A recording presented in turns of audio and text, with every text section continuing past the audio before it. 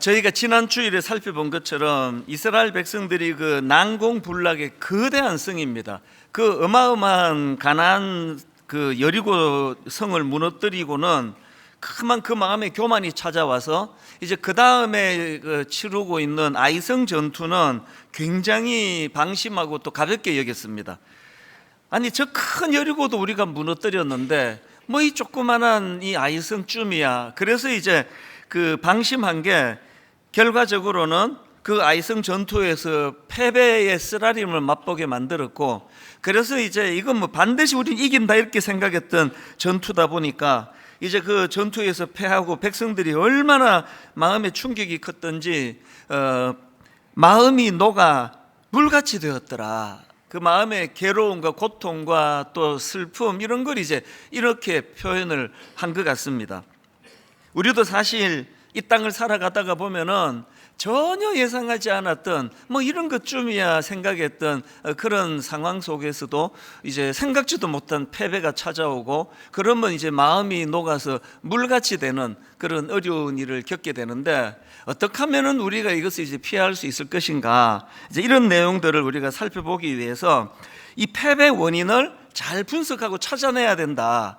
그래서 그걸 이제 두 가지 그 패배 원인을 저희가 이제 나누고 있는데요.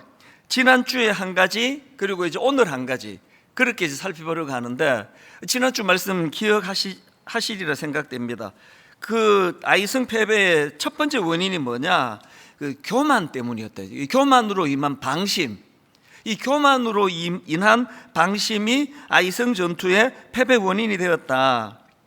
이 교만으로 인한 방심도 그 두 갈래로 나눌 수 있는데요. 이제 하나는 그 적들에 대한 방심입니다. 현장을 둘러보고 온 정탐꾼들이 이런 보고를 합니다. 여호수아 7장 3절. 여호수아에게로 돌아와 그에게 이르되 백성을 다 올라가게 하지 말고 2-3천 명만 올라가서 아이를 치게 하소서. 그들은 소수이니 모든 백성을 그리로 보내어 수고롭게 하지 마소서. 이 지금 방심하는 게 막 느껴지지 않습니까? 이럴 때 꼭 이제 쓰라린 패배가 또 찾아온다는 거죠. 그런가 하면은 교만해진 백성들이 가지고 있던 방심이 하나 더 있었는데, 하나님에 대한 방심입니다. 그 여리고성 전투 때는 매 순간 하나님의 인도하심이 있었고, 그 인도하심을 사모했고, 하나님의 명령을 진지하게 받아가지고 순종하면서 그렇게 전투를 치렀는데, 아이성 전투에서는 그런 모습이 보이지 않습니다. 아예 하나님이라는 그 이름이 등장도 하지 않습니다. 자기들이 판단하고 자기들이 생각하고 자기들이 결정하고, 그래서 이제 끔찍한 패배를 경험했다. 여기까지가 이제 지난주에 우리가 살펴본 내용이고요. 그런가 하면 이제 오늘 우리가 살펴볼 한 가지 패배 원인이 더 있습니다. 그 패배 원인을 여호수아서 7장 1절에서 이렇게 이야기합니다. 이스라엘 자손들이 온전히 바친 물건으로 말미암아 범죄하였으니 이는 유다 지파 세라의 정손 삽디의 손자 갈미의 아들 아간이 온전히 바친 물건을 가졌음이라. 여호와께서 이스라엘 자손들에게 진노하시니라. 또 여호수아 7장 21절에도 같은 내용입니다. 내가 노략한 물건 중에 시날산의 아름다운 외투 한 벌과 은 200세겔과 그 무게가 50세겔 되는 금덩이 하나를 보고 탐내어 가졌나이다. 보소서, 이제 그 물건들을 내 장막 가운데 땅속에 감추었었는데 은은 그 밑에 있나이다 하더라. 그러니까 지금 성경이 딱 명시해서 이 아이성 전투에서 패배한 이유를 설명하는데, 그게 뭐냐 하니까 그 탐욕으로 인한 도둑질, 이게 패배의 원인이라는 겁니다. 근데 여러분, 여기서 흥미로운 게 하나 있는데요.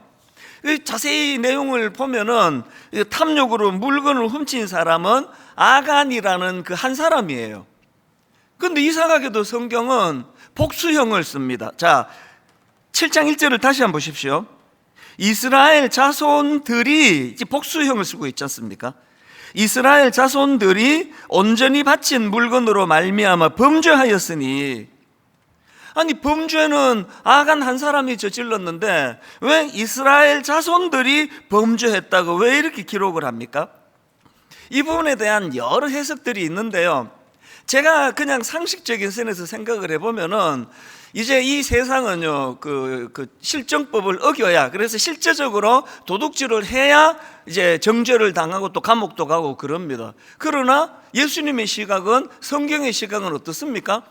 네가 그 여자를 보고 음욕을 품는 그것도 죄다는 거죠. 이게 세상과 하나님의 기준이 다른 거거든요. 목회가 왜 어렵습니까? 행하지 않았는데 마음으로 그런 행위를 품기만 해도 이게 죄가 된다는 걸 늘 의식하고 살아야 되기 때문에 목회가 훨씬 긴장되는 거라고 생각합니다. 뭐 저만 그렇겠습니까? 제대로 예수 잘 믿으려고 한다면 매일매일의 삶이요, 그 살얼음판을 걷듯이 조심하지 않으면 안 되는 삶입니다. 그런데 지금 이스라엘 백성들은 이제 그 큰 여리고성 전투에서 승리했다는 그 교만이 찾아와 가지고 그들이 더 이상 하나님을 찾지 않습니다. 그랬더니 그들 내면에 아간과 같이 직접 행하는 사람은 지금 한 명이 나오지만 그 이스라엘 백성들 내면에 뭐가 찾아왔다고 말합니까? 탐욕이 찾아왔다는 거죠. 이게 굉장히 중요한 포인트예요. 제가 지난주에 교만에 대해서 설명드리지 않았습니까? 이 교만이라는 건 선택의 문제가 아니라는 거죠. 내가 일이 좀 잘 풀리고 칭찬을 많이 듣고 그러면 이미 내가 원하든 원하지 않든 교만이 내 마음 안에 들어와 있다는 거거든요. 이걸 얼마나 잘 잠재우고 깔아앉히느냐. 그래서 제일 교만한 말이 난 교만하지 않아. 이게 제일 교만한 말이에요. 이거와 똑같이 이미 우리 안에 들어와 자리 잡고 있는 둥지를 트고 있는 게 하나 있는데 그게 바로 탐욕이에요. 저 설교하니까 난 탐욕이 없습니다. 그건 아주 사악한 거짓말이에요. 모든 사람에게 탐심이 다 자리 잡고 있습니다. 그러나 우리가 늘 은혜를 사모하고 말씀을 사모하고 해서 그 탐욕이 득세하지 못하도록, 설치지 못하도록 깔아앉힐 뿐이에요. 그런데 여러분, 지금 이스라엘 백성들이 교만해져 가지고 하나님을 구하지도 않고 하나님 의뢰하지도 않고 그러다가 지멋대로 하다가 보니까 그들에게 쑥 찾아온 게 이 탐욕이라는 거죠. 그러니까 이 이스라엘 백성들이 그 작은 아이성에서 패배하게 된 근본적인 이유가 그게 바로 그 탐욕의 문제예요. 이것 때문에 너희들이 그 전투에서 졌다, 이렇게 분석을 하고 있는 거거든요. 그래서 여러분, 디모데전서 6장 10절에 보니까 돈을 사랑함이 일만하게 뿌리가 되나니 이것을 탐내는 자들은 미혹을 받아 믿음에서 떠나 많은 근심으로써 자기를 찔렀도다. 그러고는 바로 그 다음 11절 12절입니다. 오직 너 하나님의 사람아, 이것들을 피하고 의와 견건과 믿음과 사랑과 인내와 온유를 따르며 그 다음에 믿음의 선한 싸움을 싸우라. 이 영적인 문제라는 거죠. 교양의 문제 아닙니다. 이거 그 사람의 인격의 깊이 이런 거랑 상관없이 모든 사람에게 이 탐심은 다 자리 잡고 있는데 날마다 이것과 싸워나가는 거죠. 그래서 오늘 이 탐욕에 대해서 좀 살펴보려고 하는데요, 이 탐욕의 문제를 극복하기 위한 대안을 오늘 이제 두 가지로 같이 좀 나눠보려고 합니다. 우리 안에 있는 이 탐욕을 어떻게 하면 잠재울 수 있느냐, 더 큰 목표를 정하면 돼요. 그 하나님께 영광이라고 하는 더 큰 목표를 우리가 설정하는 거, 이게 굉장히 탐욕을 극복하는 중요한 포인트입니다. 자, 여호수아서 7장 1절에 보면은요, 같은 표현이 지금 두 번 나옵니다. 이스라엘 자손들이 온전히 바친 물건으로 말미암아 범죄하였으니 이는 유다 지파 세라의 정손 삽디의 손자 갈미의 아들 아간이 온전히 바친 물건을 가졌습니다. 그래서 여호와께서 이스라엘 자손들에게 지금 진노하고 계시는 거거든요. 여기 보면은 지금 아간이 훔친 물건을 온전히 바친 물건이라고, 온전히 바친 물건이라고. 나중에 여러분 집에 가셔서 이 여호수아서 7장 한번 읽어보세요. 그러면 이 온전히 바친 물건이라는 표현이 막 수없이 반복이 돼요. 온전히 바친 물건, 온전히 바친 물건. 이게 지금 뭘 강조하는 거겠습니까? 이 표현은요, 여리고성을 무너뜨린 직후에 하나님이 주신 명령 안에 들어있는 표현입니다. 자, 한번 보시겠습니까? 여호수아서 6장 16절입니다. 7번째에 제사장들이 나팔을 불 때에 여호수아가 백성에게 이르되 외치라, 여호와께서 너희에게 이 성을 주셨느니라. 그러면서 그 다음에 17절을 명령하십니다. 이 성과 그 가운데 있는 모든 것은 여호와께 온전히 바치되, 또 18절에도 나옵니다. 너희는 온전히 바치고 그 바친 것 중에서 어떤 것이든지 취하여 너희가 이스라엘 진영으로 바치는 것이 되게 하여 고통을 당하게 되지 아니하도록 오직 너희는 그 바친 물건에 손대지 말라.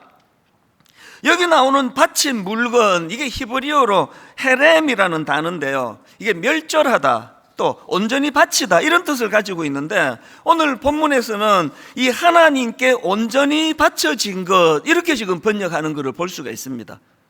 그러니까 지금 아간이 단순히 이제 절도, 그 다음에 물건 몇 가지를 훔쳤기 때문에 이런 엄청난 심판을 받은 게 아니고요, 아간과 그 백성들 마음속에서 일어나고 있는 그 끔찍한 탐욕의 문제는, 이거는 마땅히 하나님께 드려져야 되는 것들, 혹은 마땅히 이미 하나님께 드려진 것을 탐한 사건으로 하나님이 이것을 굉장히 크게 보신다는 거죠.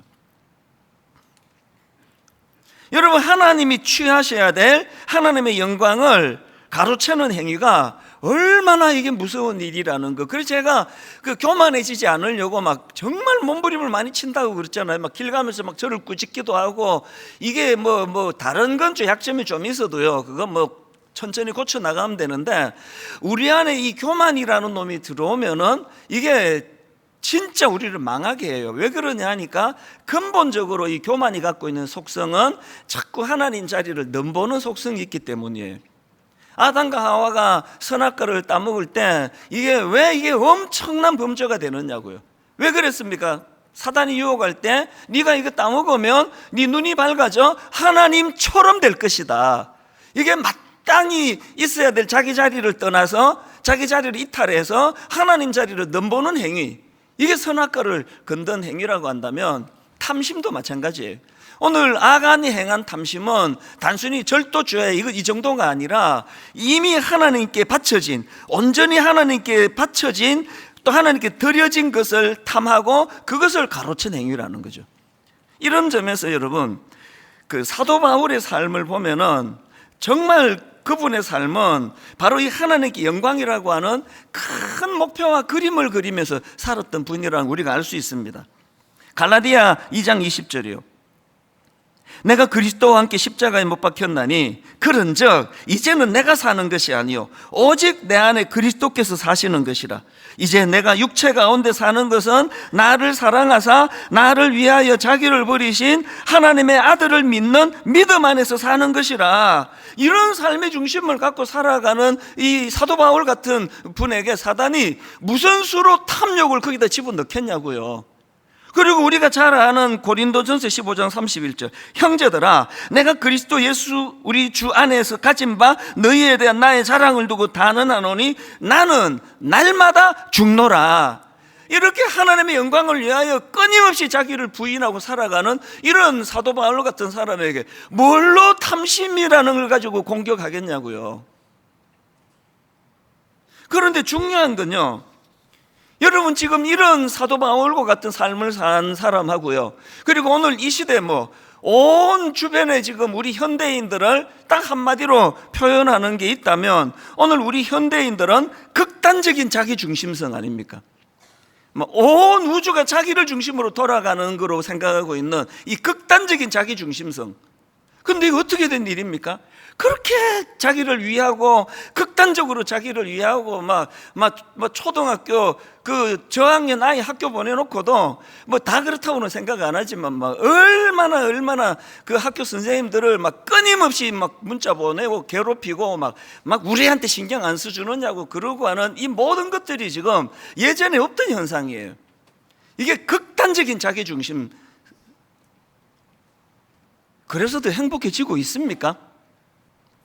제 사도 바울은요, 날마다 자기를 부인하고 더 큰 그림으로 하나님의 영광을 그는 추구하고 그렇게 살았는데, 여러분 이 사도 바울의 이 행복을 한번 보세요. 사도행전 16장에 보면은요, 바울과 실라가 복음을 전하다가 엄청 두들겨 맞고 감옥에 갇혀요.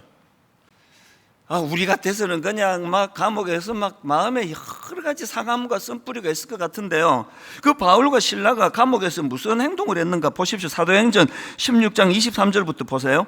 많이 친 후에 옥에 가두고 간수에게 명하여 든든히 지키라 하니 그가 이러한 명령을 받아 그들을 깊은 옥에 가두고 그 발을 착고에 든든히 채웠더니, 그 다음 25절 우리 같이 한번 읽어보시겠습니다. 시작.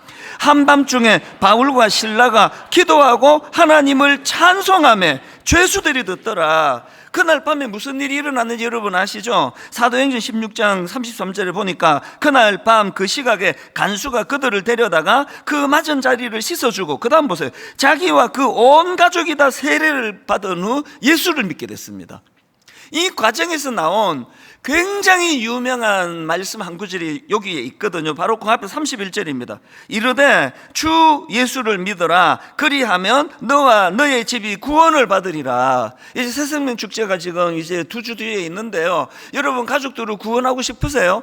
먼저 믿음의 확신을 가지고요, 여러분 뭘 해야 되느냐?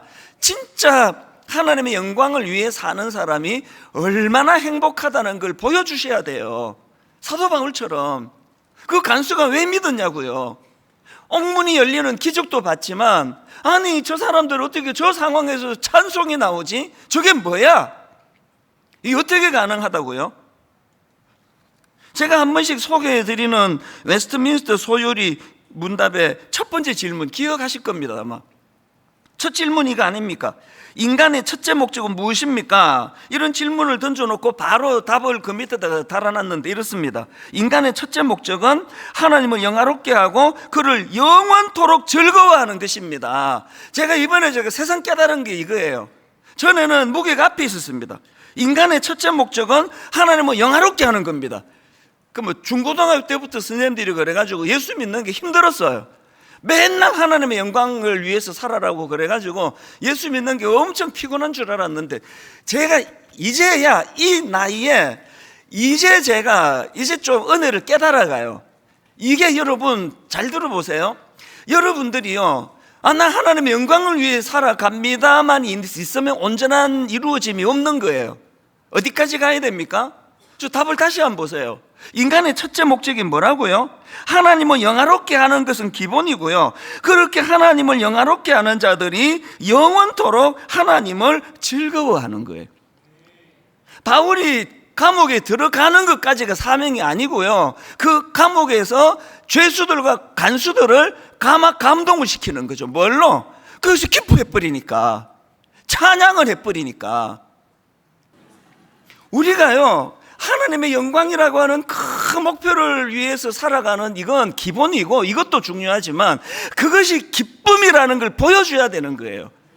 극단적인 자기중심적인 사회, 내가 털 것만큼이라도 손해를 보면 막 견딜 수 없어 하는 이런 시대 속에 사도 바울처럼 하나님의 영광을 위하여 나는 날마다 죽노라, 그러면서 맨날 그냥 날마다 죽는 우거지 상을 하고 막 맨날 근심에 가득하고, 왜 그렇게 얼굴이 무겁고 힘드나 그러면 우리 목사가 또 성경 읽어라 그랬다고 그러면서 막 괴로워하고 이렇게 하면은 그게 어떻게 온전한 신앙이 있냐고요. 저와 여러분이요, 그 탐심의 문제를 가지고 막 애를 쓰고 몸부림치고 그렇게 해도 소용없습니다. 우리는 그 사단의 공격을 이길 수 없습니다. 탐심을 극복하려면 목표가 한 단계 더 높아지면 돼요. 하나님의 영광을 위하여, 하나님의 영광을 위하여 이 꿈을 여러분들이 한번 꾸어 보시면서 한번 실험해 보세요. 내가 나 자신을 위하며 살 때 그때 마음의 평안과 기쁨이 더 많았는가? 그래서 1만 성도 파송 운동, 우리가 지난 10년 내내 한편으로는 너무 무겁고 또 무거운 사명이었지만, 그 10년을 돌아보면은 요즘 내가 후배들한테 맨날 그런 고백을 해요. 이건 하나님이 내 샬롬을 위해서 주신 하나님의 선물이었다고, 이걸 알게 됐다. 우리의 꿈이, 우리의 목표가 한 단계 더 높아져서 하나님의 영광이라는 그 인생의 목표가 세워지기를 바랍니다. 그런가 하면 두 번째로요, 이 탐욕의 문제를 극복하기 위한 두 번째 대안이 뭐냐? 하나님께서 행하실 더 큰 일, 더 큰 것에 대한 기대감을 가지자는 거죠. 자, 여호수아서 7장 21절에 그 아간이 한 말을 들어보세요. 자기가 노력한 물건 중에 시날산의 아름다운 외투 한 벌과 은 200세겔과 그 무게가 50세겔 되는 금덩이 하나를 보고 탐내어 가져갔나이다. 그리고 이제 보세요. 보소서, 이제 그 물건들을 내 장막 가운데 땅속에 감추었는데 은은 그 밑에 있나이다 하더라. 아간이 이런 말을 했어요. 제가 이걸 NIV 영어 성경으로 보니까요, 21절 맨 앞에 우리말에는 그렇게 안 되어 있는데 영어 성경에는 When I saw, 내 그것을 보았노라 이렇게 시작을 해요. 봤다는 거죠. 그래서 제가 이걸 묵상하다가 보니까 성경 한 구절이 훅 떠올랐는데요, 그게 바로 이사야 43장 19절입니다. 보라, 내가 새 일을 행하리니 이제 나타낼 것이라. 너희가 이것을 알지 못하겠느냐? 반드시 내가 광야의 길을 사막의 강을 내리니. 이것도 제가 NIV 성경으로 보니까 이것도 맨 앞에 나오는 게 See, I'm doing a new thing. 아무리 간단한 영어라도 제가 하면 화면으로 다 띄워드립니다. 혼란이 없도록. 지금 하나님께서는 뭘 보라고 그러느냐고요. 하나님께서는 내가 새 일을 행하는데 그 새 일이 놀라워요. 어떤 새 일을 행합니까? 광야, 길이 없는 광야에 길을 내시는 새 일을 행하겠다는 거예요. 하나님이 새 일을 행하시는데 그 새 일이 어떤 일이냐고요? 사막에, 물이 메마른 사막에 강을 내게는 이 새 일을 행하겠다는 거예요. 하나님은 그걸 보라는 거거든요. 아간은 지금 뭘 봤습니까? When I saw, 그가 본 건 이거 한번 보세요. 그 노력한 물건, 기껏 그 시날산의 아름다운 외투 한 벌, 이게 뭐 요새로 치면은 뭐 명품인가 보죠. 시날산의 아름다운 외투 한 벌, 은 200세겔, 무게가 50세겔 금덩이 하나. 제가요 귀찮아가지고 이게 우리 시세라면 얼마쯤 되는 거 조사도 안 했어요. 그 귀찮아가지고 안 했다니까요. 그 조사하면 뭐 하느냐고요. 이게 막 아무리 고가라 한들 지금 하나님이 그 이스라엘 백성들에게 주시고자 하는 그 꿈이 뭐였냐고요. 하나님이 보기를 원했던 거 여호수아 3장 5절 이번 특세 때 수도 없이 반복했잖아요. 뭘 하나님 원하십니까? 여호수아가 또 백성에게 이르되 너희는 자신을 성결하게 하라. 여호와께서 내일 너희 가운데 기이한 일들을 행하시리라. 그 일환으로 보여준 게 여리고성을 무너뜨리는 거 아니었냐고. 이걸 교만의 도구로 쓰라고 한 게 아니라 이제 얘들아, 너희들이 이제 경험하게 될 기이한 일들의 시작이 여리고성을 무너뜨리는 거였어.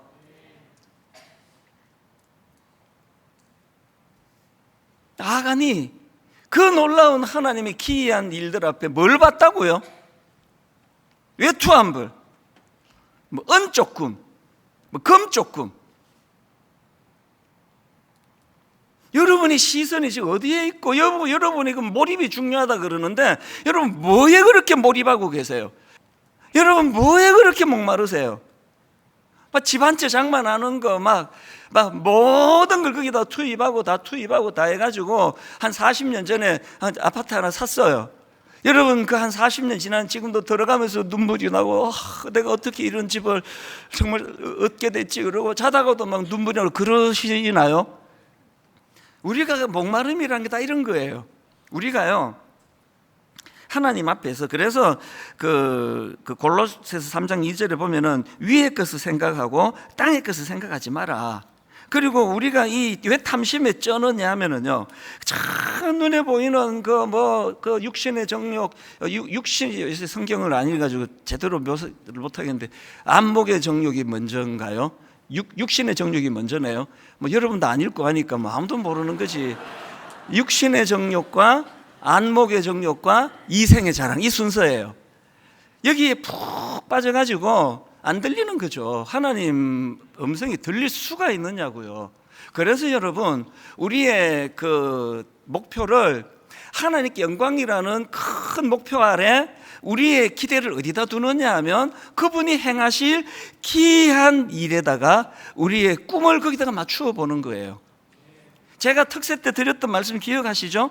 제가 그 여호수아 3장 5절을 풀어드리면서요, 여호수아가 또 백성에게 이르되 너희는 자신을 성결하게 하라. 여호와께서 내일 너희 가운데 기이한 일들을 행하시리라. 누가 자기를 깨끗하게 하는지 아십니까? 누가 자기를 성결하게 하려고 애쓰는지 아십니까? 하나님의 기이한 일을 기대하는 그 사람이 자기를 깨끗하게 하는 거죠. 제가 그날 새벽에 막 좀 조는 분도 있고 그래서 막 얼마나 내가 세게 강조했냐고요. 내가 막 이런 좀 저속한 말까지 썼어요. 여러분, 저요, 은퇴할 때까지 성추행 이런 거 절대 안 합니다. 여러분, 두고 보세요, 하는가. 제가 그날 새벽에 막 이런 표현까지 썼어요.